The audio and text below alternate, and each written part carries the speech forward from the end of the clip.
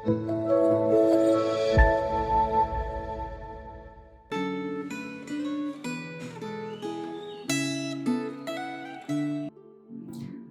pagi Bapak Ibu Saudara sekalian, mari sebelum kita merenungkan firman Tuhan kita berdoa. Tuhan, sekali lagi kami mengucap syukur kepadamu, terima kasih untuk hari baru yang kembali Kau berikan kepada setiap kami. Dan pagi ini kami ingin merenungkan firman-Mu, mohon Allah Roh Kudus boleh bekerja, berbicara ke dalam hati setiap kami. Kami rindu perenungan firman-Mu pada pagi hari ini membuat hidup kami semakin berkenan di hadapan-Mu. Terima kasih Tuhan. Dalam nama Kristus Yesus kami berdoa. Amin. Bapak Ibu Saudara, perenungan firman Tuhan kita pada pagi hari ini diambil dari Ulangan pasal 21. Nah, harap Bapak Ibu Saudara boleh membacanya terlebih dulu sehingga boleh mengikuti perenungan firman-Mu ini dengan lebih baik lagi. Nah, Bapak Ibu Saudara, Ulangan 21 ini terdiri dari 5 perikop ya. Jadi walaupun terlihat seperti acak, tapi perikop ini mengusung satu tema yang sama. Perikop pertama itu mengenai cara mengadakan pendamaian karena pembunuhan oleh seorang yang tidak dikenal. Dan perikop kedua itu adalah mengenai tawanan perempuan yang diambil menjadi istri. Perikop ketiga mengenai hak kesulungan. Dan perikop keempat mengenai anak yang durhaka. Perikop kelima mengenai penguburan orang yang dihukum mati. Nah, bagaimana kita bisa melihat satu tema dari 5 perikop yang terlihat seperti acak ini? Bapak Ibu Saudara, tolong diperhatikan untuk ayat pertama dan ayat terakhir. Di ayat pertama, Ulangan 21 ini dibuka dengan kalimat, apabila di tanah yang diberikan Tuhan Allahmu kepadamu untuk menjadi milikmu. Dan di ayat terakhir, di ayat 23 ditutup dengan anak kalimat, janganlah engkau menajiskan tanah yang diberikan Tuhan Allahmu kepadamu untuk menjadi milik pusakamu.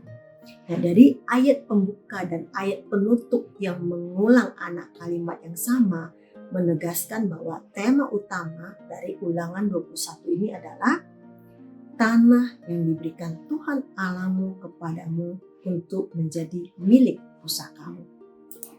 Nah, Bapak Ibu Saudara, tanah tempat bangsa Israel menetap pada saat itu bukanlah mereka dapatkan dari upaya jerih lelah nenek moyang mereka. Tidak, tapi mereka dapatkan karena Tuhan memberikannya kepada mereka. Jadi itu adalah tanah yang diberikan oleh Allah yang Maha Kudus, yang dipilihkan oleh Allah yang Maha Kudus untuk umatnya yang dipilihnya, yaitu umat yang kudus. Karenanya tanah itu disebut sebagai tanah yang kudus, karena Allah yang kuduslah yang mengkhususkan tanah itu untuk umatnya yang kudus. Dan tidak bisa kita pungkiri bahwa bagaimana kehidupan rakyat di suatu negeri itu akan mencerminkan seperti apa pemerintahan atau seperti apa raja yang memerintah tanah tersebut. Dan di tanah yang kudus itu yang menjadi raja, yang menjadi pemimpin itu adalah Tuhan. Sehingga umat kudus, bangsa Israel yang hidup di tanah kudus itu harus mencerminkan siapa raja yang memimpin mereka, yaitu Allah Sang Pencipta langit bumi yang maha kuasa dan yang kudus adanya. Namun juga Allah yang sangat baik yang memperhatikan kehidupan manusia yang diciptakannya. Nah, dan sebaliknya kekudusan negeri itu dicerminkan oleh orang-orang yang tinggal di dalamnya. Jadi orang-orang yang tinggal di dalamnya itu mencerminkan kekudusan tanah itu, dan kekudusan tanah itu menggambarkan siapa sebenarnya raja yang memerintah atau Allah yang memerintah tanah tersebut. Apa ukuran kekudusan hidup umat? Yaitu jika umat hidup sesuai dengan perintah-perintah dari sang raja. Karena sang raja yang memerintah itu adalah Allah yang daripadanya segala sumber kebenaran yang sejati. Allah lah sumber kebenaran yang sejati, Allah lah sumber kebenaran yang absolut.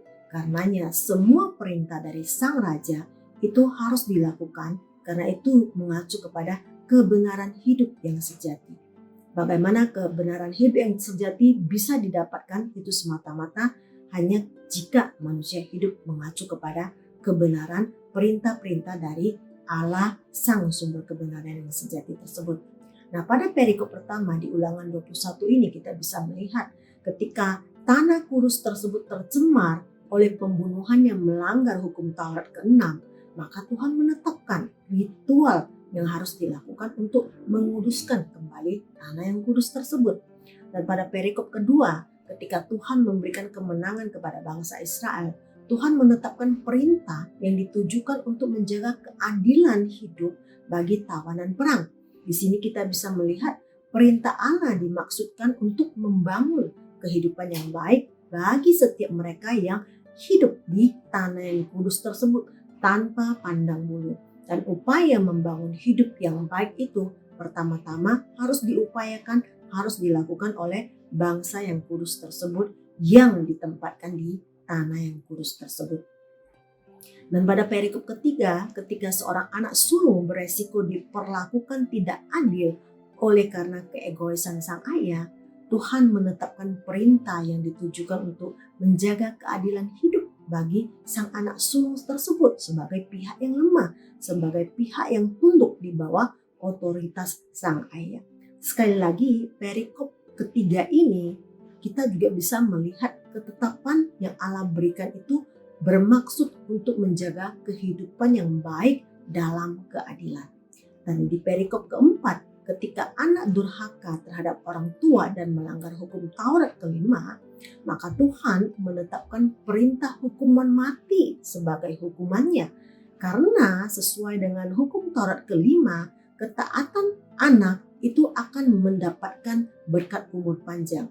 Maka sebaliknya, bagi yang melanggar, umur pendeklah yang menjadi konsekuensinya.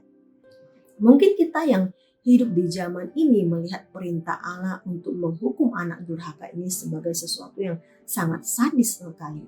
Namun kita harus memahami bahwa ini adalah perintah, bukan peristiwa. Perintah ini diberikan sebagai konsekuensi dari perintah Tuhan di hukum Taurat yang kelima, yaitu hormatilah kedua orang tuamu. Apakah akan ada anak yang jika sudah memahami perintah hukum Taurat kelima dan konsekuensi dari pelanggarannya itu masih tetap berani melanggarnya?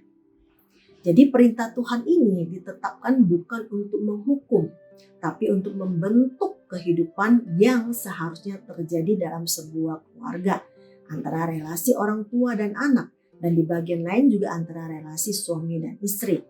Relasi yang benar dan tepat akan memberi kehidupan yang baik bagi keluarga tersebut. Jadi tujuan dari perintah ini sekali lagi dimaksudkan untuk memberikan kehidupan yang baik dan benar di hadapan Allah di tanah yang kudus oleh bangsa yang kudus. Nah, pada perikop kelima, ketika seorang penjahat dihukum mati dan digantung pada tiang, maka Tuhan menetapkan perintah agar mayatnya segera diturunkan menjelang malam. Karena kematiannya melambangkan kutuk Tuhan atas kejahatan. Jika mayat tersebut dibiarkan tergantung tanpa diturunkan, itu melambangkan kutuk Tuhan masih ada di tengah-tengah tanah kudus itu. Sementara itu adalah tanah yang kudus, tanah yang seharusnya penuh berkat, bukan tanah yang dikutuk. Karenanya jika ada kejahatan, maka kejahatan itu harus menerima konsekuensinya. Sekali lagi, ini semua dimaksudkan Tuhan untuk memberikan kehidupan yang baik bagi umatnya di tanah yang telah dikuduskannya bagi mereka. Nah, secara keseluruhan kita bisa melihat bahwa perintah-perintah Tuhan bagi umat kudusnya di tanah kudusnya ini utamanya itu berpihak pada kebaikan hidup manusia yang didasarkan pada prinsip-prinsip kebenaran. Karena sesungguhnya Allah yang telah memilih kita menjadi umatnya adalah sang kebenaran yang sejati itu. Sang kebenaran yang paling tinggi itu. Nah, itu sudah jelas terlihat dari awalnya ketika Allah menciptakan dunia ini dalam kondisi yang baik bagi semua ciptaan. Dan kemudian dosa merusak rancangan Allah tersebut. Namun melalui umatnya Allah hendak memperlihatkan kembali kepada dunia ini seperti apa kehidupan yang telah dirancangkannya bagi manusia. Karenanya sebagai umat kudus pilihan Allah, kita itu harus menghidupi kehidupan seturut dengan yang telah dirancangkan Allah, yaitu bagaimana manusia itu hidup menurut ketetapan dan kebenaran-kebenaran yang telah Allah tetapkan bagi manusia. Karena itu semua akan membawa kebaikan dalam hidup ini. Karena Allah lah yang menciptakan dunia ini, Allah lah yang memberikan hidup pada dunia ini, maka Allah lah yang paling tahu bagaimana hidup di dunia ini bisa dicapai secara maksimal untuk bisa menghasilkan satu kehidupan yang baik bagi seluruh ciptaan. Bukan hanya bagi manusia, tapi bagi seluruh makhluk. Allah lah yang paling tahu, karena Allah lah sang penciptanya dan dialah sang kebenaran. Jadi bagian daripada kita sebagai umat Allah, sebagai umat pilihannya yang telah dikuduskannya di tengah-tengah dunia yang telah jatuh ke dalam dosa ini, maka Allah berkehendak memakai kehidupan kita untuk memberikan, untuk memperlihatkan kepada dunia ini sesungguhnya kehidupan seperti apa yang bisa mereka miliki ketika mereka menghidupinya di dalam kebenaran-kebenaran dari sang kebenaran itu sendiri, dari Allah itu sendiri. Yaitu satu kehidupan yang sesuai dengan yang telah dirancang Tuhan sejak mulanya, yaitu satu kehidupan yang sangat baik bagi seluruh ciptaan. Menjalani hidup seturut dengan kebenaran Allah, itulah rancangan awal Allah bagi dunia ini, bagi bumi ini. Itulah milik pusaka yang telah Allah rancangkan bagi manusia dan keturunannya kelak. Karena dunia telah jatuh dalam dosa dan rancangan tersebut menjadi rusak, maka kita sebagai umat pilihan Allah perlu mengambil peran yang lebih nyata dalam menghidupi kebenaran firman Tuhan dalam hidup kita di tengah dunia ini. Seturut dengan bagaimana Allah merancangkan hidup yang mulia bagi manusia, demikianlah hendaknya kita juga menghormati hidup yang diberikan Allah tersebut, sehingga dunia berkesempatan melihat keindahan, kehormatan, kemuliaan hidup yang telah Allah rancangkan bagi manusia dan dunia ini. Biarlah melalui kehidupan yang kita komitmenkan seturut dengan kebenaran Allah, Allah berkenan pakai untuk memenangkan jiwa-jiwa bagi langit dan bumi yang baru kelak, di mana Tuhan Yesus sebagai Raja yang agung akan bertata dan akan menjadi Raja atas semuanya. Memang tidak mudah menghidupi hidup yang seturut dengan kebenaran firman Tuhan. Tapi sekali lagi kita harus ingat, kita tidak menjalaninya sendiri. Allah ada di tengah-tengah kita. Allah Roh Kudus ada di dalam diri setiap orang percaya. Allah Roh Kudus akan menyertai, akan memampukan, akan menjaga dan melindungi kita di dalam seluruh proses perjuangan tersebut. Bagaimana kita bisa menghormati kehidupan di dunia ini? Satu-satunya jalan adalah menjadi saksi-saksi Kristus yang boleh membawa dunia ini kepada kehormatan hidup yang sejati di dalam Yesus Kristus.